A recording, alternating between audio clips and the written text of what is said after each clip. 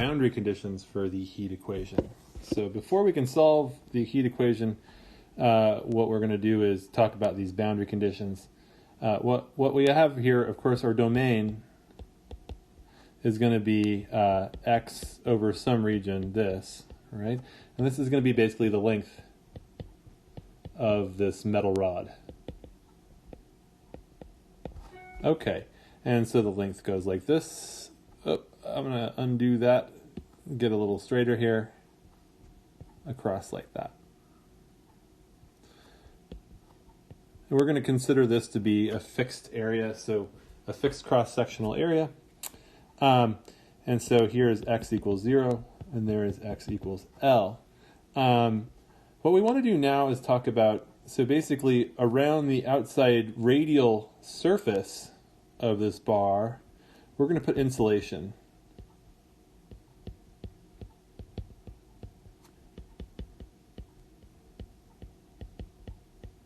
So we have insulation. So there's going to be no heat transfer laterally, or no heat transfer radially.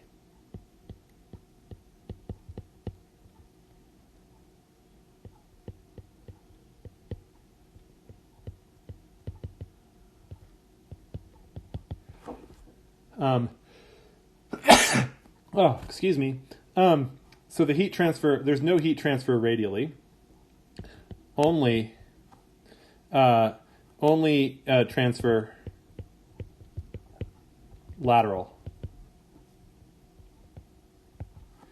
along the x direction. Okay. But then what we have to, the question then we have is, okay, what happens at the endpoints? So at the endpoints, we basically have the system boundaries. And so what we need to do is actually specify a rule. Think of it like a flux rule for how the boundaries interact with the environment. Okay, so that's the objective here, is to specify a rule for how the boundaries interact with the environment. Okay, so one way to think of this is that we think of this as being, think of two environments, right? We have two environments. We have one on the left and one on the right. So this environment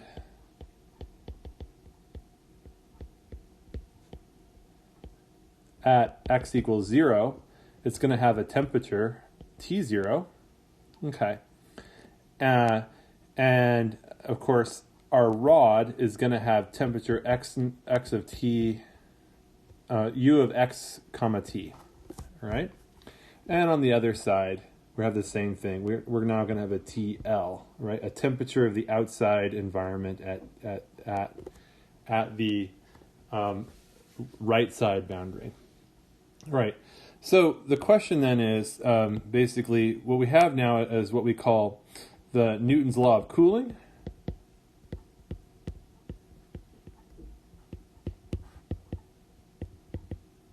So Newton's law of cooling says that basically it specifies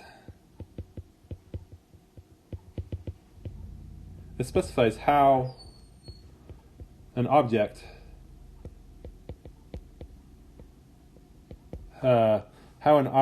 exchanges heat with an environment.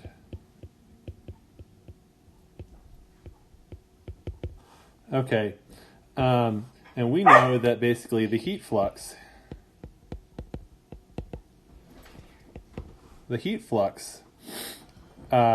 so we'll talk about x equals 0 for now. So we'll say phi 0 is going to be equal to what we'll call kt times, and it's times t naught minus u of 0 comma t. Okay? And what this says basically, and we've seen this from before, which is that basically heat transfer is proportional to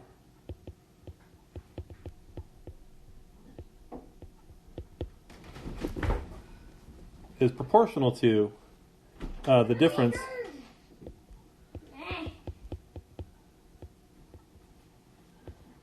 between the environment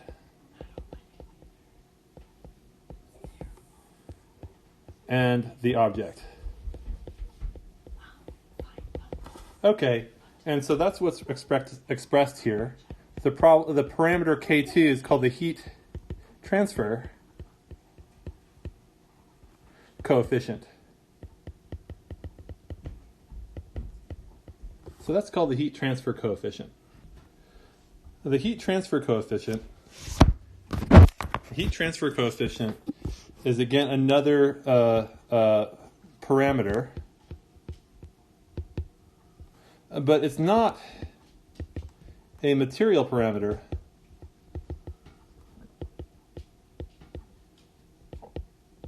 It's not a material parameter. In fact, it's actually a parameter. It depends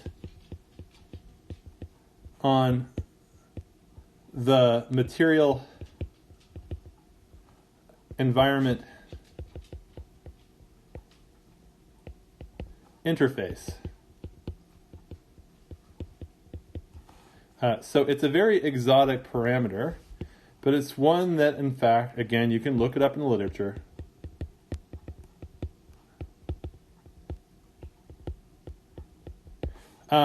You can look it up in the literature for various materials and in various combinations of materials. Okay.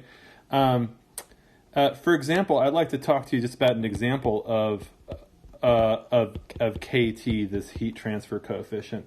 So I always give the example of the polar bear plunge. The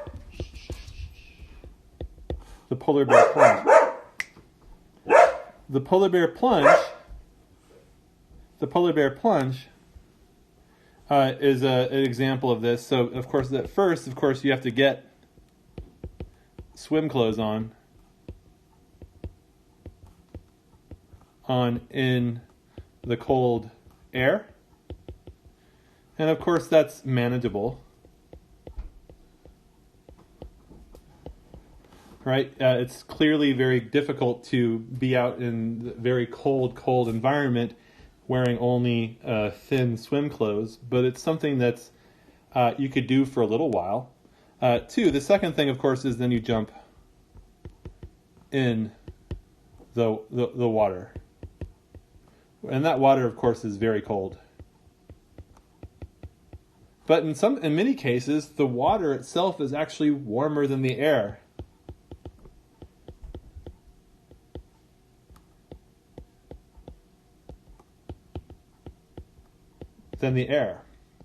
But usually warmer than the air. However, our experience of the water is that it's much, much colder. And what's actually happening here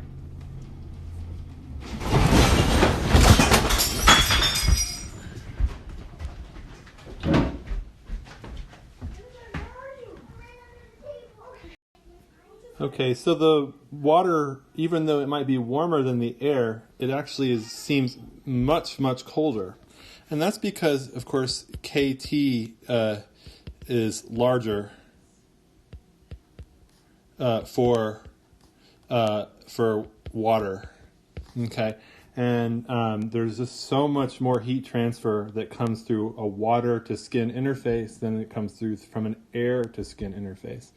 And that is why KT, this heat transfer parameter, can have a huge effect on how the environment relates to heat transfer. Of course, this is a similar measurement, this heat transfer coefficient. Of course, it's used to, it describes insulation Well, it doesn't describe insulation exactly, but it does do some, it is partly how we define insulation. So all of these things add up. Okay, so let's go to another page, but first let's go select something. This is the thing we want.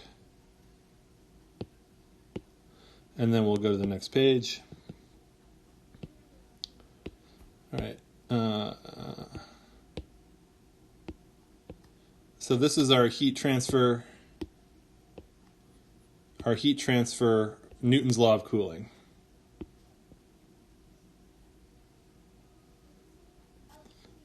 So this is Newton's law.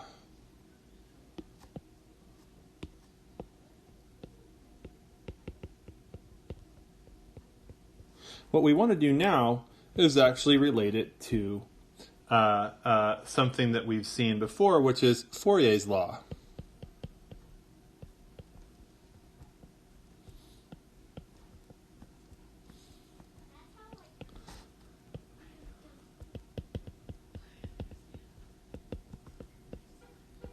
Okay, so these together define what we talk about as the boundary condition.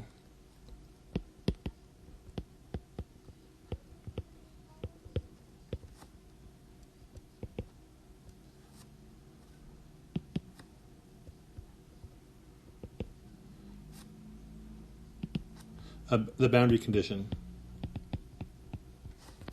Now the boundary condition relates the heat flux from Fourier's law to the interface from Newton's law. Okay, so what we like to do typically is look at some specific cases of this. Clearly this depends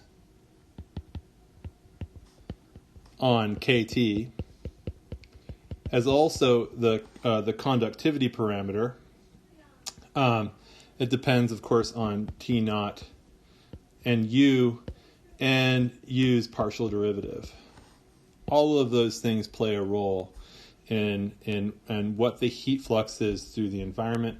But one thing we like to look at is a few specific examples. Okay.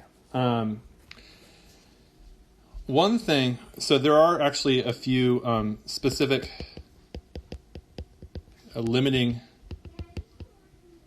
cases. One case we're going to call where KT is much, much bigger than KC, i.e. that KC over KT is effectively zero. If we look at our boundary condition up there, we can see that this means that T naught minus U at 0, T can be written as negative KC over KT. Okay, times the partial derivative of U with respect to X. Because that parameter is basically 0, we can just set the thing to 0. And what that implies then is that T naught minus U at 0, T is equal to 0. Otherwise, we can write that T naught is equal to U at 0, T. We call this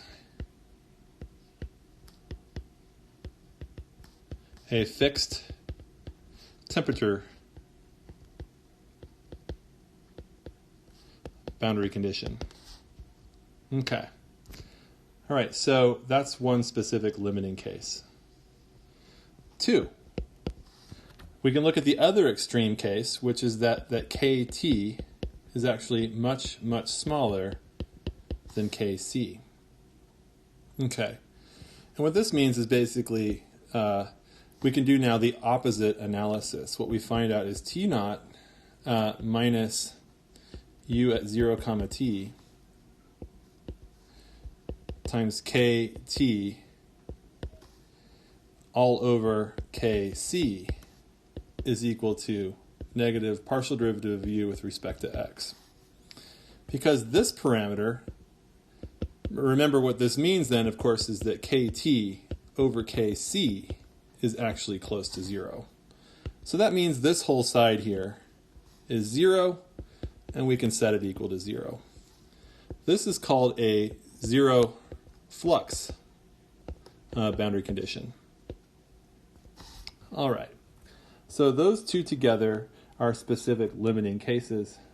Okay. Now, the general case.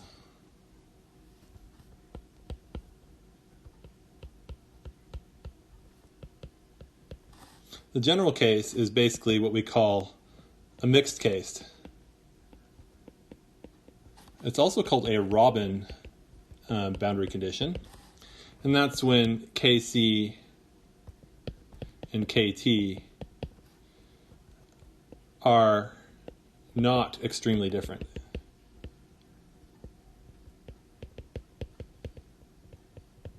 Okay, in which case what you get is basically a complex BC involving u and its partial derivative. So we can simplify this a little bit and just put it like this, that what we're going to have here is Kt times u minus Kc times the derivative is equal to Kt times T naught. So that just simplifies the boundary condition. Again, look, if you look up here, all I've done is just moved the temperature term over to the other side of the equation. So we can see right here that this is actually a linear expression of u and the partial derivative of u. Okay? All right. And it's homogeneous if T naught is equal to 0. Okay. So these boundary conditions now. So remember in chapter 2, we talked a lot about boundary conditions. And of course, what we're seeing here is basically now we have a specific physical situations that define these boundary conditions. Okay, so I'd like to summarize here and just put all of these boundary conditions out just to summarize what we've said before. So we have what we call a fixed temp boundary condition. What that means is basically u at 0, t is equal to t0. Okay.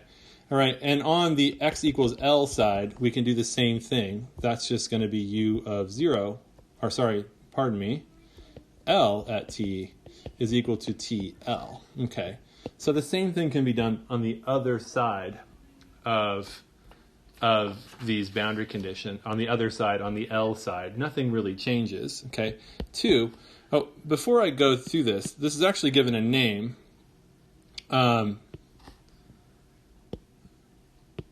This is called a Dirichlet boundary condition. Okay, and that's named after a mathematician from a long time ago who detailed these types of problems. Okay. 2.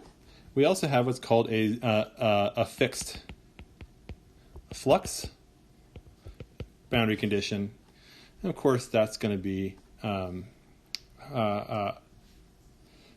defined by a partial derivative, or sorry, not a fixed flux boundary condition, but a zero flux boundary condition. And that's where the derivative of temperature at the endpoints is equal to 0.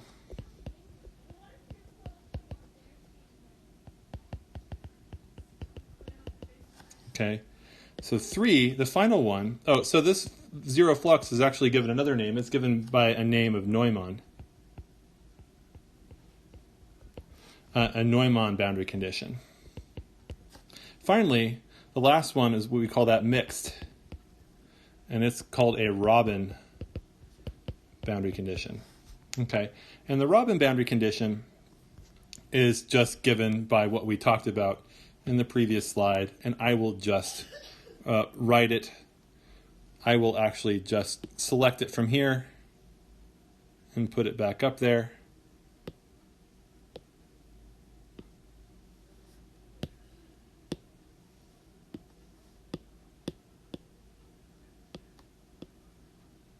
Like that.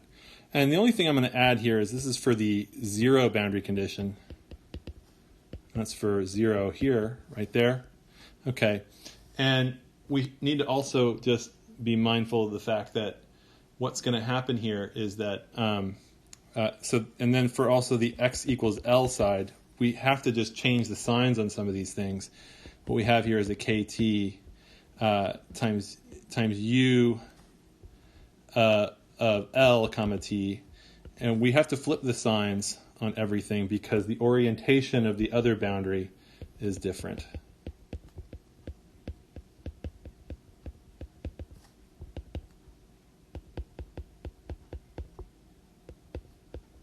Like that, okay? Okay, so now we have these 3 types of boundary conditions. Mostly in this class, we're going to be focusing on these because they are much simpler. This one right here is actually much harder to deal with by hand, although this one is actually much more realistic. But there are many situations actually in practice where you can do this. For the fixed temp boundary condition, this is essentially the polar bear plunge.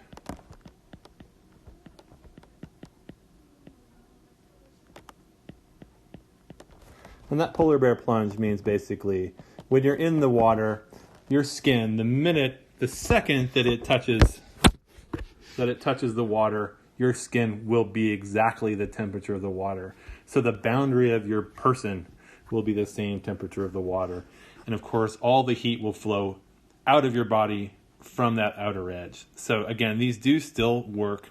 And this one, the Dirichlet boundary condition, this is what we'd call a fully insulated